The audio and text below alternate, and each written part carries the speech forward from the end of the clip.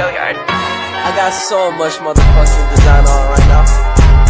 Break it down, bring it back, make it clap. I got 3 old thoughts, new guap, wear that dick. Bitches on my line, and you know. Assalamualaikum warahmatullahi wabarakatuh. Kami dari kelompok 5, mata kuliah penyuluhan dan perikanan dengan tema menggerakkan perikanan yang bertanggung jawab serta berkelanjutan. Perkenalkan, nama saya Mas Rizal. Perkenalkan, nama saya Zahara. Perkenalkan, nama saya Karisma Harum Deviana. Perkenalkan, nama saya Rocha Aurisa Adhari.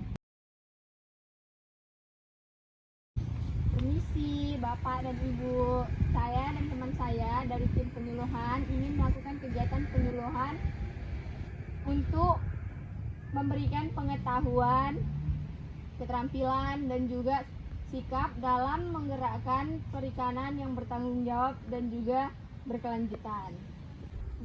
Pengetahuan seperti apa ya yang harus kami ketahui? Sebaiknya Pak, Bu, di zaman seperti ini kita itu udah menerapkan sistem SDGs dalam proses penangkapan ikan. SDGs itu apa? Jadi Pak, Bu, SDGs itu merupakan Sustainable Development Goals, yang mana itu adalah tujuan pembangunan yang berkelanjutan dalam proses penangkapan ikan. Nah, tujuan pembangunan berkelanjutan itu Pak, Bu, contohnya seperti pada saat kita menangkap ikan, ada 100% ikan di laut. Nah, sebaiknya kita tuh menangkap ikannya 50% saja, terutama ikan yang sudah layak tangkap. Nah, dari ikan yang 50% yang tidak kita tangkap itu, dia ikan tersebut itu bisa melakukan perkembangbiakan.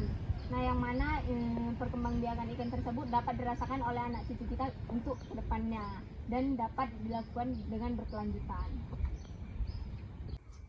Jadi selain pengetahuan, kita juga harus memiliki keterampilan Bapak Ibu. Jadi keterampilan yang seperti gimana? Seperti keterampilan dalam menggunakan alat tangkap yang ramah lingkungan. Jadi pukat ini termasuk alat tangkap yang ramah lingkungan atau tidak? Pukat ini termasuk ramah lingkungan, tapi dia tidak selektif karena dia menangkap semua ukuran ikan. Jadi alat tangkap yang gimana menurut kamu ketahui yang ramah lingkungan itu? Jadi alat tangkap yang ramah lingkungan itu contohnya jaring insang, karena dia memiliki mata jaring yang sesuai dengan ikan yang akan kita tangkap, sehingga dia itu lebih selektif dalam memilih ukuran ikan dan jenis ikan yang akan jadi tangkapan kita. Nah, jadi ekosistem di laut itu dapat terjaga apabila kita menggunakan cara-cara yang ramah lingkungan. Cara-caranya seperti apa ya?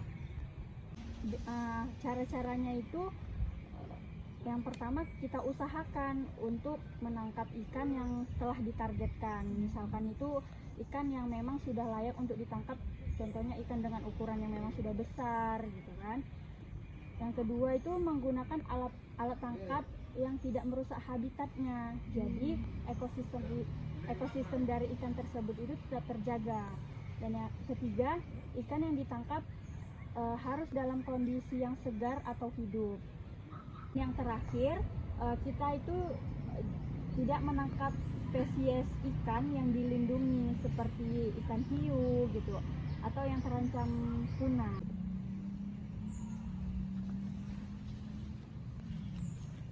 Jadi alangkah baiknya kita menangkap ikan itu dengan alat yang legal supaya tidak merusak ekosistem laut dan sumber daya di laut.